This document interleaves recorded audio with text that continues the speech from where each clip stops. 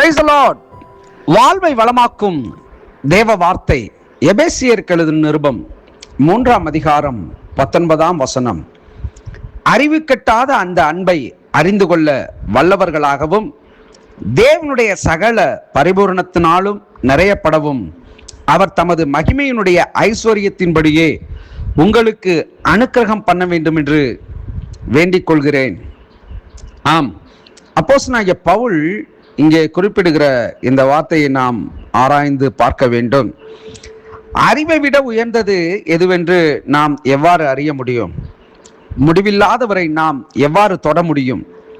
தேவனுடைய ஆவியானவர் நமக்கு ஒரு உள்ளான அறிவை தந்து நாம் அதை அனுபவிக்க செய்கிறார்.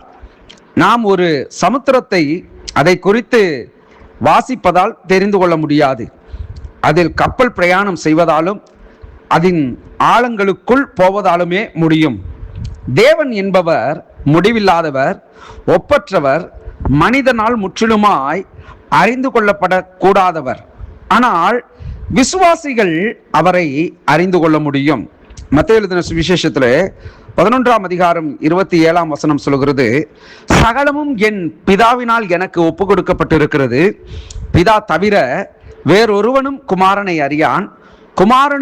குமாரன் எவனுக்கு அவரை வெளிப்படுத்த சித்தமாய் இருக்கிறாரோ அவனும் தவிர வேறு ஒருவனும் பிதாவை அறியான் என்று எழுதப்பட்டிருக்கிறது. அப்படி இங்கே சொல்லப்பட்ட காரியங்களை குறித்து நாம் இந்த வசனத்திலே பார்க்கிறோம். நீங்கள் 18ஆம் வசனத்தை பார்க்கிற பொழுது, பரிசுத்தவான்களோடு கூட கிறிஸ்துவுடைய அன்பின் அகலமும் நீளமும் ஆழமும் உயரமும் இன்னதென்று உணர்ந்து அறிவு கெட்டாத அந்த அன்பை அறிந்து கொள்ள வல்லவர்களாகவும் தேவனுடைய சகல பரிபூரணத்தாலும் நிறையப்படவும் அவர் தமது மகிமையினுடைய ஐஸ்வர்யத்தின்படியே உங்களுக்கு அனுக்கிரகம் பண்ண வேண்டும் என்று வேண்டிக் கொள்கிறேன் என்று இங்கே சொல்லப்பட்டிருக்கிறது. முடிவாக தேவனுடைய அன்பின் ஆழம், நீளம், உயரம், அகலம் இன்னது என்று ஒருவராலும் அறிந்து கொள்ள முடியாது. ஆனால் அப்போஸ்தலனாகிய பவுல் அங்கே குறிப்பிடுகிற காரியத்தை நாம் பார்க்கலாம். அவருடைய ஆழம் இன்னதென்றும் அவருடைய அகலம் இன்னதென்றும் அவருடைய உயரம் இன்னதென்றும் நாம் நிச்சயமாக அறிந்தாக வேண்டும். தேவனுடைய அன்பு எப்படிப்பட்டது என்று சொன்னால், பாவத்தின் படுகொலியிலே இருந்ததான நம்முடைய வாழ்வை அவர் உயர்த்தி ஒரு உன்னதமான நிலைக்கு அவர் கொண்டு வந்து வைத்திருக்கிறார்.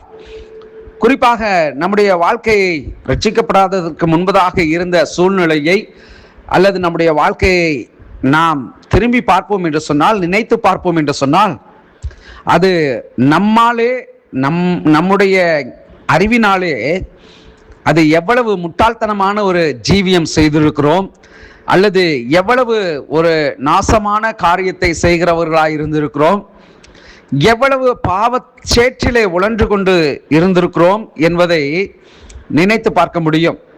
ஆனால் கிறிஸ்துவுடைய அன்பை நாம் சரியாக கணக்கிட முடியாது. ஏனென்று சொன்னால், தூரமாய் போனதான இளைய குமாரனுடைய பாவங்களை பாராத தகப்பனாக அந்த தகப்பன் செயல்பட்டது போல நம்முடைய வாழ்விலும் நாம் தேவனை விட்டு இன்றைக்கு ரட்சிக்கப்பட்டு வருகிறவர்கள் கூட சில காரியங்கள் தங்களுடைய வாழ்க்கையிலே நடக்கவில்லை என்பதற்காக பின்மாற்றமான ஒரு ஜீவியம், உலக பிரகாரமான காரியத்திலே மறுபடியும் போய் சிக்கிக் கொள்கிறார்கள். ஆனால் அவர்களுடைய வாழ்விலே அந்த குற்ற மனசாட்சி அவர்களை வாட்டிக்கொண்டே இருக்கிறது. அப்படி அவர்கள் மறுபடியும் கடந்து வருகிற வேளையிலே, இப்படி நான் வந்து மறுபடியும் தேவனை விட்டு பின்வாங்கி தேவனை நான் மறுதலித்த ஒரு நபராக காணப்பட்டு வந்தேனே என்று மனவேதனை அடைவார்கள். அதனால்தான் பவுல் சொல்றாரு, அவருடைய அன்பை, அவருடைய ஆழத்தை நீங்க அறிந்து கொள்ளணும் அப்படின்னு சொல்லி. அவருடைய அன்பு என்னங்க? சிலுவையில மரித்ததுங்க. என்ன சிலுவையில் மரித்தாரு? சிலுவையில எல்லாம் ஆணி அடிச்சாங்க, விழாவில் குத்தப்பட்டாரு, செத்து போயிட்டாரு அப்படின்னு நினைக்கிறீங்களா? இல்லை. அவர் நம்முடைய பாவங்களுக்காக, எனக்காக, நான் அந்த இடத்துல இருக்க வேணும், ஆனா அவர் எனக்காக பாவமானார். எனக்காக அவர் பலியானார். இதுதாங்க அவருடைய அன்பு, இதுதான் அவருடைய ஆழம், உயர, நீளம். இதை நாம இன்னது என்பதை உணர்ந்து கொண்டுட்டோன்னு வைங்களேன், நம்முடைய வாழ்க்கையில வேற எந்த காரியத்தை நமக்கு கொடுத்தாலும் அதற்கு ஈடாக எதை செய்தாலும் அதை ஈடு கட்டவே முடியாது. ஆனால் தேவனுடைய அன்பு அவ்வளவு மேன்மையானது.